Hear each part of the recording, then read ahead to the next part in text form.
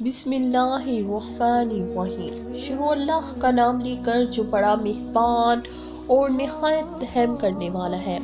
السلام علیکم ورحمۃ اللہ وبرکاتہ۔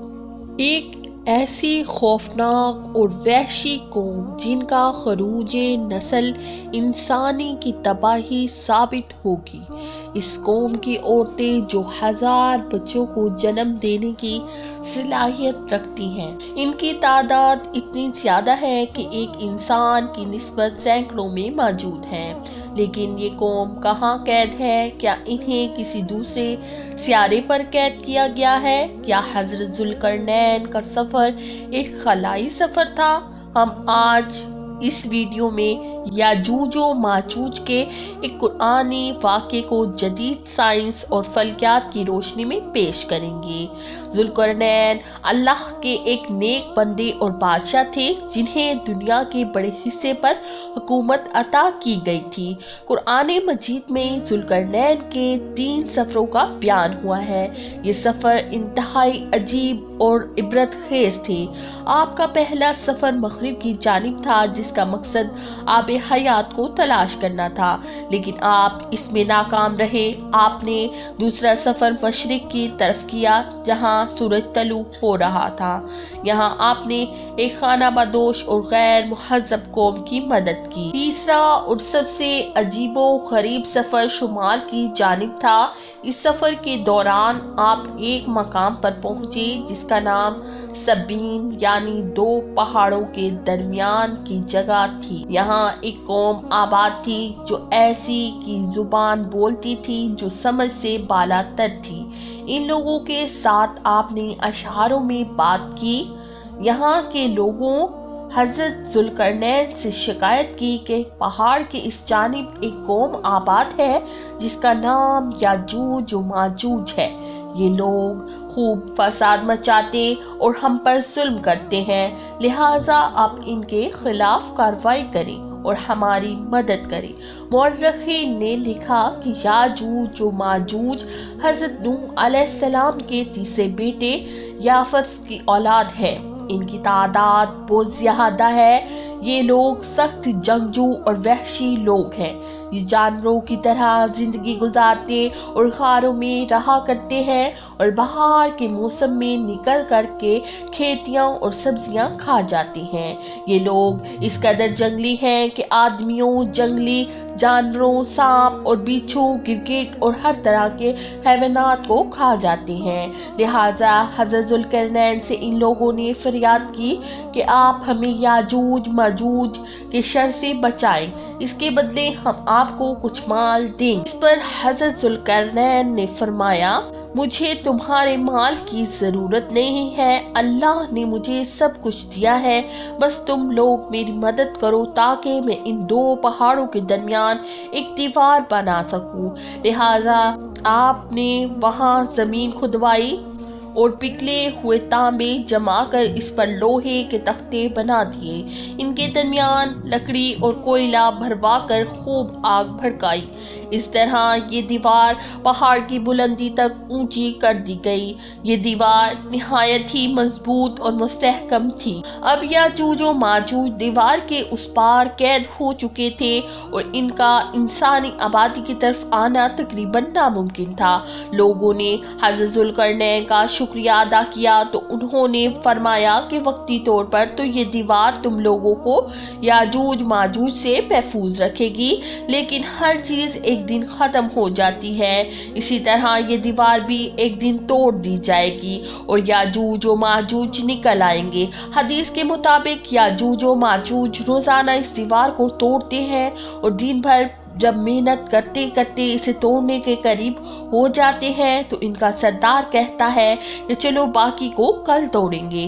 دوسرے دن جب وہ اسے توڑنے آتے ہیں تو اللہ کی قدرت سے یہ دیوار پھر سے مضبوط ہو جاتی ہے اور اپنی اصلی حالت میں لوٹ آتی ہے۔ لیکن جب اس دیوار کے ٹوٹنے کا وقت آ جائے گا تو ان میں سے کہنے والا کہے گا کہ چلو اب دیوار کو انشاءاللہ کل توڑیں گے، تو ان لوگوں کے انشاءاللہ کہنے کی برکت سے دوسرے دن دیوار ٹوٹ جائے گی۔ یہ وقت قیامت کے قریب کا ہوگا۔ دیوار ٹوٹنے کے بعد یاجوج و ماجوج نکل پڑیں گے اور زمین میں ہر طرف فتنہ و فساد مچائیں گے، چشموں اور تالابوں کا پانی پی جائیں گے، جانوروں اور درختوں کو کھا لیں گے اور زمین کی ہر بلندی اور وادیوں میں دوڑتے پھریں گے۔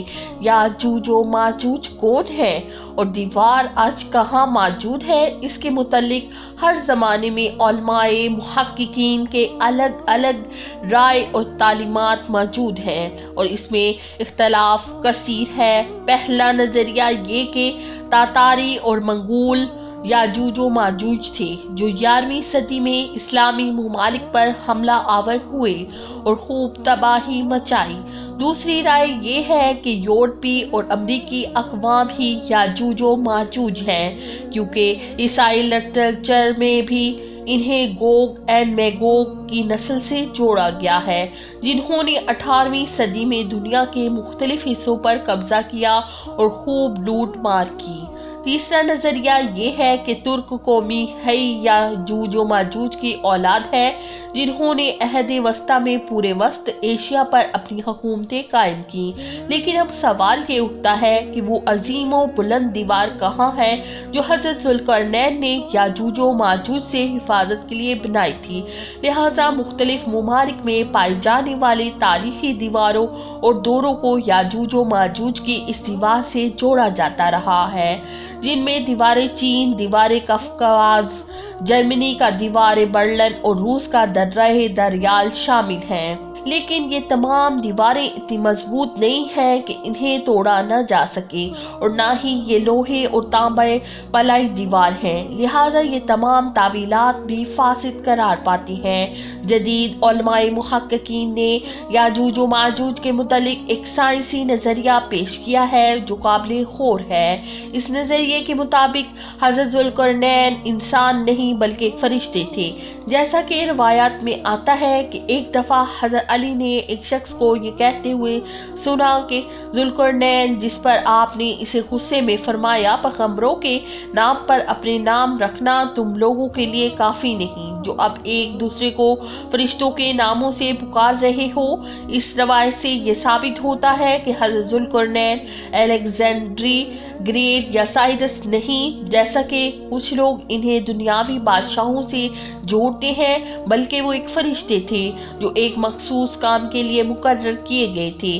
سورہ کہف کی آیتوں میں لکھا ہے کہ بے شک ہم نے اسے یعنی ذوالقرنین کو زمین پر حکمرانی دی تھی اور ہم نے اسے ہر چیز سمجھنے کے لیے ایک راستہ دیا تو ایک راستے پر روانہ ہوا۔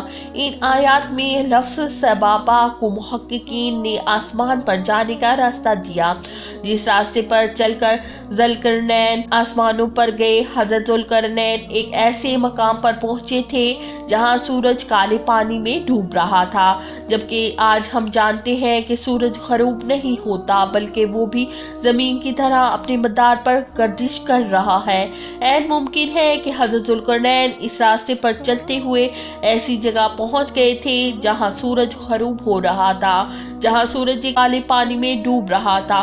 محققین نے اس کالے پانی کو بلیک ہول قرار دیا ہے، کیونکہ 1400 سال قبل لوگ بلیک ہول سے ناواقف تھے، اسی لیے اس کے لیے کالے پانی کا لفظ استعمال ہوا۔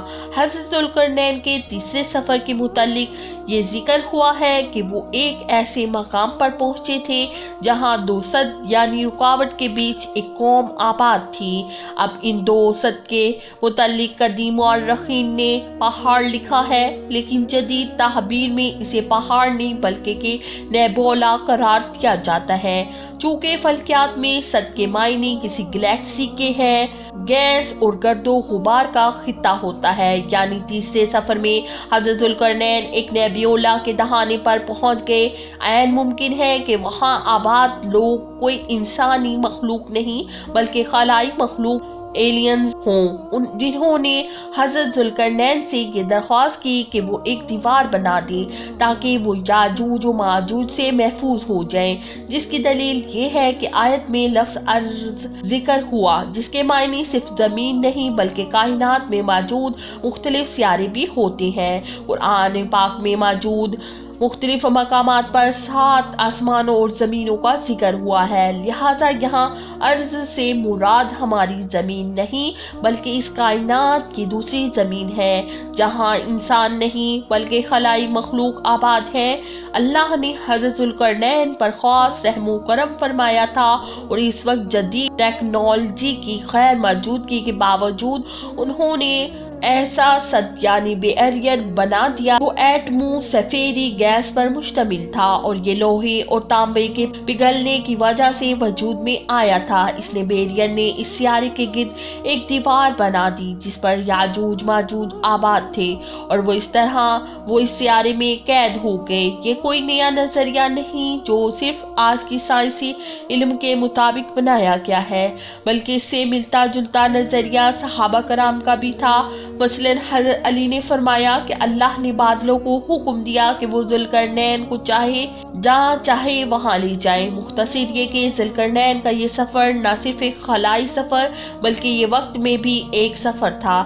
یہ عین ممکن ہے کہ یاجوج ماجوج ایلینز ہوں جو کسی اور پلانٹس یا ڈائمنڈز میں قید ہوں، کیونکہ ہماری یہ دنیا جس کی آبادی آج اربوں تک پہنچ چکی ہے، ایسے میں یاجوج ماجوج کی اتنی بڑی تعداد جھیلوں میں موجود پانی تک کو ختم کر دیں گے۔